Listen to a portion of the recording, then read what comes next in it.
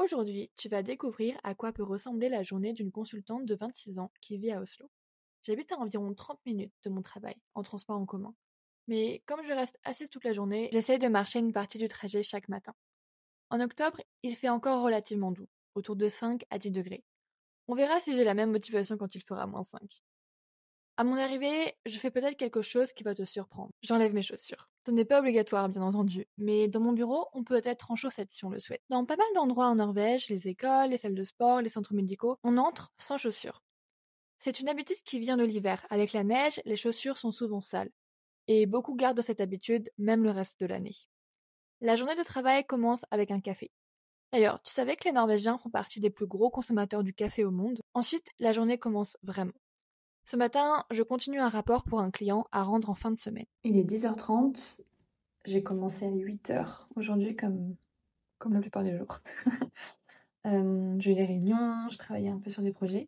Je vais bientôt avoir à 11h mon cours de norvégien.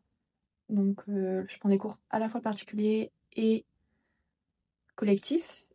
J'ai commencé avec des cours collectifs dès que je suis arrivée. Après j'ai fait une pause, après j'ai pris des cours particuliers et là je prends collectif et particulier parce que j'ai envie d'un petit peu accélérer l'apprentissage. C'est des cours particuliers qui sont avec une prof qui est française et donc c'est assez chouette de pouvoir faire des parallèles avec le français. Et les cours collectifs, c'est à partir de l'anglais. Sachant que c'est plus simple parfois d'apprendre le norvégien depuis l'anglais parce que c'est des structures grammaticales et des mots qui se ressemblent plus que le français.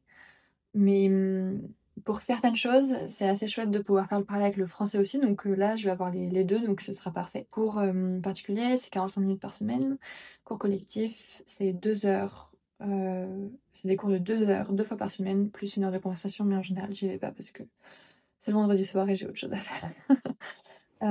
Et puis il y a les devoirs entre les cours, etc. Collectif, je les prends le soir. Les cours particuliers, je les prends en journée parce que c'est plus simple pour ma prof et aussi pour moi. Comme ça permet de libérer un petit peu les soirées. Et donc là, je voulais te parler de ça parce qu'en fait, la manière dont ça fonctionne en Norvège, c'est que moi, en tout cas, je compte les heures auxquelles je travaille. Donc là, par exemple, mes 45 minutes de cours particuliers, je vais pas les compter dans mes heures de travail. Et donc, je vais devoir rattraper ces 45 minutes dans le mois quand j'ai envie. Je peux finir plus tard aujourd'hui, commencer plus tôt demain. Enfin bref, il y a toujours un moment où on doit travailler un petit peu plus, donc ça se récupère assez facilement.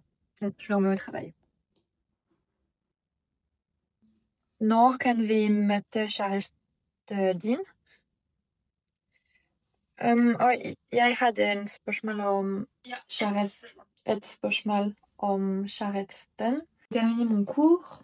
Donc en général, je vais manger à 11h30, le repas du midi. Oui, c'est assez tôt, mais c'est comme ça que ça fonctionne en Norvège. Comme on commence en général tôt, on a faim tôt et puis on finit plus tôt, donc on mange le dîner plus tôt aussi. Donc, par contre, c'est plutôt même tard pour certaines entreprises. Mon copain, il mange à 11h. Je connais des gens qui mangent à 10h30, mais qui commencent en général vers 7h. Enfin, voilà. Et puis la pause déjeuner, c'est 30 minutes chrono. Donc, voilà, je vais pas prendre trop de temps pour vous expliquer parce que sinon, je vais plus avoir le temps de manger.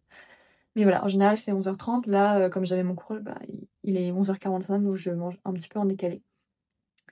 Le cours s'est très bien passé, donc je sens que je progresse, même si c'est un progrès lent. Mais en même temps, c'est pas grave, c'est ça d'apprendre une langue. L'avantage, c'est que j'ai pas de pression extérieure pour l'apprendre, dans le sens où j'en ai pas besoin pour mon travail, j'ai déjà un travail. Je sais que c'est très différent pour les personnes qui ont besoin de norvégien pour trouver un travail, aller à l'université. Mais c'est pas mon cas, donc j'y vais à mon rythme, ce qui fait aussi que je prends plus de temps. Et ce qui fait aussi que j'ai moins de temps à y consacrer parce que mes heures de travail sont mes heures de travail en anglais, je les fais parfois même en français selon les projets. Donc contrairement à des personnes qui peuvent se mettre à fond pendant quelques mois, moi c'est pas mon cas. Enfin, en théorie, je pourrais prendre une sorte d'année sabbatique et pour l'apprendre, mais bon, financièrement et professionnellement parlant, c'est pas forcément ce que j'ai envie de faire. Mais voilà, je pense que ce serait quand même le plus efficace. Mais en tout cas, on fait comme on peut de toute manière. Donc la manière dont je fonctionne, c'est que j'en fais un petit peu tous les jours pour 30 minutes, et puis dans 30 minutes, retour au travail. Direction la cantine. En Norvège, tous les employés n'ont pas de cantine. Mais nous, on a la chance d'en avoir une. Donc j'en profite. Après ma courte pause déjeuner, je me remets au travail. Je continue sur le rapport pour mon client et j'ai aussi quelques réunions. Second add on that one. Il est 16h. je ferme mon ordi et direction la salle de sport. Parfois, c'est un cours collectif, parfois de la musculation dans la salle du bâtiment où je travaille. Ça dépend des jours. Une des choses qui m'a marquée quand je suis arrivée en Norvège, c'est à quel point les Norvégiens font du sport. Je n'ai pas les chiffres, mais je pense que la moyenne des gens qui font du sport est beaucoup plus élevée qu'en France. Et donc les gens, en général, après le travail, c'est ça qu'ils vont faire. Ils vont faire une séance de sport. La plupart vont d'ailleurs aller en extérieur, même l'hiver, pour courir, faire du vélo. Et en hiver, bien sûr, du ski. Ensuite, je rentre chez moi. Il est environ 17h30 quand j'arrive. Et oui, je me fais déjà à manger. Je sais, en France, tu serais peut-être encore en train de prendre le goûter. Avec un déjeuner à 11h30, j'ai vraiment faim à 18h. Vers 21h, c'est la night routine. Étirement, douche, et puis je lis un petit peu. J'essaie de me coucher vers 22h. Depuis que je vis ici, je dors beaucoup plus, au moins 8 heures par nuit. Et voilà, c'est la fin de ma journée. Vous l'avez vu, c'est pas forcément très palpitant, mais pour être honnête, c'est vraiment à ça que ressemble la plupart de mes journées quand je travaille en semaine. Bien sûr, il y a des soirs où je ne ferai pas de sport, où j'irai voir des amis, j'irai au restaurant avec mon copain, ou à des événements pour le travail ou autre. Mais pour être honnête, je sais pas si c'est le fait d'avoir déménagé à Oslo ou de vieillir, mais j'apprécie de plus en plus ces journées tranquilles et routinières. À Paris, j'avais tendance à rejoindre mes amis vers 21h pour aller boire des verres. Comme vous l'avez sûrement vu, à 21h, il y a davantage de chances que je me brosse les dents plutôt que de prendre un verre en terrasse. Je profite de ces images de la forêt à côté de chez moi pour parler d'un sujet sur lequel on pose beaucoup de questions. Les liens sociaux en Norvège. Ici, la dynamique sociale est assez différente que la France. Les Norvégiens sont souvent plus introvertis, très attachés à leur cercle proche, et les nouvelles rencontres, surtout à l'âge adulte, sont rares. Les relations mettent du temps à se construire. Mais une fois qu'elles sont là, elles sont vraiment stables et sincères. La langue reste la plus grande barrière.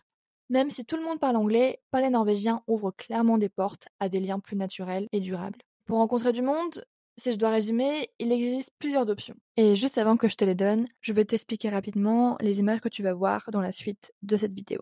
D'abord, un musée et des sculptures d'un artiste norvégien. On va faire un tour sur les îles qui sont au centre de la capitale. Et pour finir, quelques images depuis une cabine dans laquelle je suis allée avec ma famille quand ils sont venus me rendre visite, qui se situe à environ 1 heure d'Oslo et qui avait une vue imprenable sur un lac. Retour au conseil pour rencontrer des gens à Oslo et la colocation, qui m'a beaucoup aidée au début quand je suis arrivée seule dans le pays.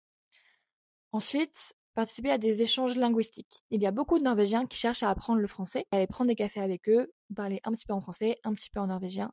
Et c'est assez chouette. Je dis pas que ça va forcément créer des amitiés long terme, mais ça vous permet en tout cas de rencontrer des Norvégiens et de pouvoir leur poser aussi des questions sur leur quotidien. Ensuite, bien sûr, il y a les groupes d'expatriés ou de Français. Donc là, il est beaucoup plus simple de se faire des amis étrangers, étant donné que eux aussi sont à la recherche d'amis. Mais je sais que moi, j'étais un petit peu en retrait de ces groupes au début, et je le suis toujours un petit peu en fait, parce que j'avais peur que ça m'empêche de m'intégrer à la culture locale, à la culture norvégienne. Mais je pense que le mieux, c'est l'équilibre entre les deux.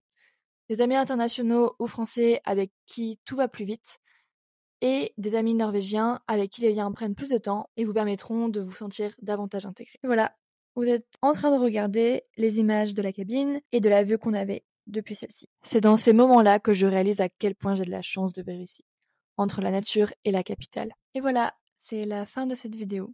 Un mélange de vlog et de partage d'expérience. J'espère que le format t'a plu. Je pense à en faire une autre de ce style pour le mois de novembre pour parler de la transition vers l'hiver. Si tu as des questions, des choses à partager ou des sujets que tu veux que j'aborde, dis-le moi en commentaire. Merci beaucoup d'avoir regardé cette vidéo. Ha det!